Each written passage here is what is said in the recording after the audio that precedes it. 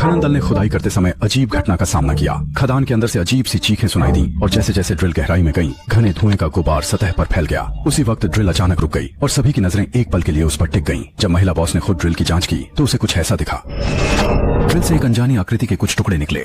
Professor को फौरन किसी असामान्यता का आभास हुआ। उन्होंने पूरी जमीन को खंगालने का निर्णय लिया, पर जो हुआ वह कल्पना से परे था। गहराई से एक मानवीय शरीर जैसी प्लास्टिक की आकृति मिली। सब हैरत में वहीं जमा हो गए।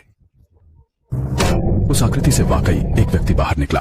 मंजर इतना विचित्र था कि हर कोई भौचक्का रह गया। सबसे हैरान करने वाली बात यह थी कि वह व्यक्ति एक प्राचीन फ्रेंच भाषा में कुछ बोल रहा था, जिसे समझना मुश्किल था। ऐसा प्रतीत हो रहा था कि वह मदद की गुहार लगा रहा था। खनन दल ने उसे सुरक्षित कमरे में ले जाकर आराम दिया और गर्म पेय दिया, लेकिन वह भाषा समझ न पाने की वजह से वह काफी बेचैन हो गया। प्रोफेसर ने उसे शांत रहने का भरोसा दिया, लेकिन अचानक एक घटना हुआ।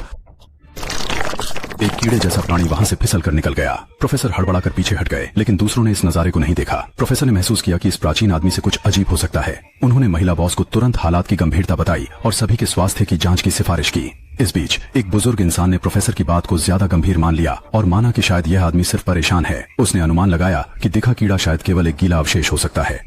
समूह के सदस्य सतर्क थे और ध्यान दे रहे थे। वह बुजुर्ग इंसान ऑक्सीजन चेक करने के लिए खुद गया, लेकिन जब उसने ऑक्सीजन जांचा, सब अचानक उस दृश्य को देख रहे थे, लेकिन उस व्यक्ति के पीछे खड़ा बुजुर्ग व्यक्ति अनजान रहा। परीक्षण खत्म होते ही सब वहां से चले गए और बुजुर्ग व्यक्ति विचार मग्न हो गया। उसने किसी से रोटी लाने को कहा ताकि कुछ और पता लगा सके। जल्दी ही यह एक डरावनी हकीकत बनने लगी। बुजुर्ग व्यक्ति ने चाकू निकाला, लेकिन पाया कि वह प्राचीन आदमी चाकू को घूर रहा है और जैसे उसे आत्मघात के लिए मजबूर कर रहा हो।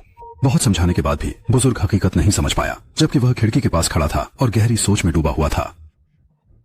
प्राचीन आदमी ने चाकू खींच लिया। दोनों के बीच झड़प हुई और वह खुद को चाकू से घायल करने की कोशिश करने लगा। भले ही उसकी इच्छा दृढ़ थी, लेकिन उसके शरीर के अंदर एक अनजानी ऊर्जा ने उसे रोक दिया और अचानक एक तीव्र विस्फोट के रूप में बाहर निकली।